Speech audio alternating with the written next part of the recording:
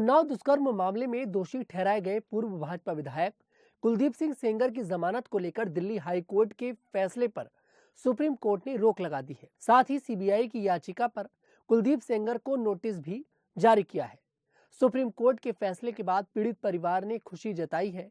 इस फैसले से जहां पीड़िता खुश नजर आई, वहीं उसने कहा कि मेरी यह लड़ाई आगे भी जारी रहेगी। मेरे पिता की आत्मा को तभी शांति मिलेगी जब कुलदीप सेंगर को फांसी होगी। दिल्ली हाई कोर्ट के फैसले पर सुप्रीम कोर्ट की रोक के बाद पीड़िता ने कहा कि मैं इस फैसले से बहुत खुश हूं। सुप्रीम कोर्ट से मुझे न्याय मिला और पूरा भरोसा है कि आगे भी मिलता रहेगा। मैं इस लड़ाई को लगातार लड़ती रहूंगी और यह सुनिश्चित करूंगी कि उसे फांसी की सजा मिले, तभी हमारे परिवार को सच्चा न्याय मिलेगा। मैं उन सभी की आभारी हूं जो मेरे साथ खड़े रहे और मुझे न्याय दिलाने में मदद की। मेरे पिता की आत्मा को तभी शांति मिलेगी जब कुलदीप सिंह सेंगर को फांसी होगी। वहीं पीड़िता की मां ने कहा कि हम सुप्रीम कोर्ट का शुक्रिया अदा करते हैं। जिन लोगों ने मेरे पति का मर्डर किया, उन्हें मौत की सजा मिलनी चाहिए। पीड़िता की तरफ से वकील हेमंत कुमार मौर्य ने भी सुप्रीम कोर्ट को धन्यवाद दिया। उन्होंने कहा कि आज सुप्रीम कोर्ट ने कहा कि किसी भी हालत में कुलदीप सिंह सेंगर को जेल से निकलने नहीं दिया जा सकता।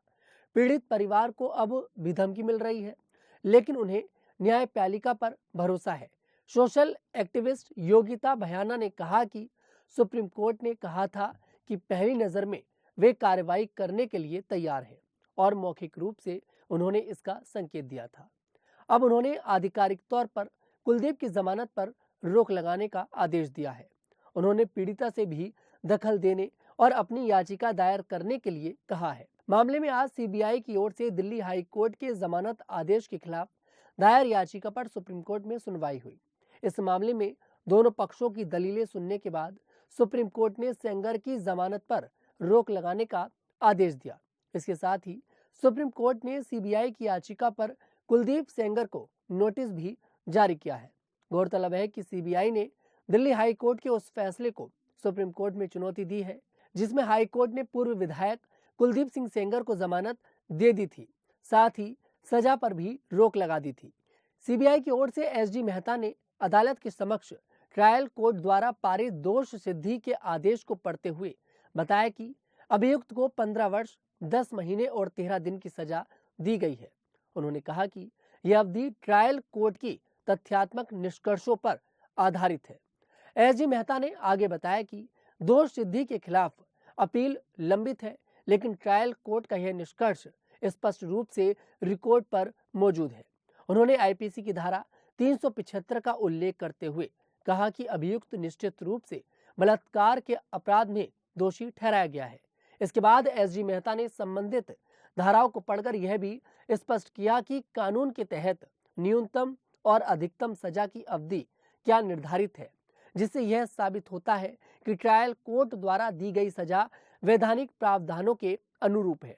आपको बता दें, कुलदीप सिंह सेंगर ने 2017 में एक नाबालिग बच्ची का रेप करा था। बच्ची उसके घर पर नौकरी मांगने गई थी और कुलदीप सिंह सेंगर ने उसके साथ गलत काम किया, उसका बलात्कार किया, जिसके बाद इस मामले ने तूल पकड़ लिया। यहाँ पर कुलदीप सिंह सेंगर पर पीड़िता के पिता की हत्या का भी आरोप लगा, जिसमें कुलदीप सिंह सेंगर को 10 साल की सजा सुनाई गई। अब यही देखना दिलचस्प होगा कि आगे इस मामले में और क्या कुछ होता नजर आता है।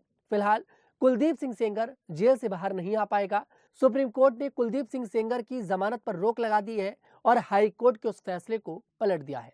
मैं तनुज दीक्षित फिर आपसे मुलाकात करूंगा, तब तक के लिए मेरे साथ देखते रहिए द न्यूज़ 15 उत्तर प्रदेश।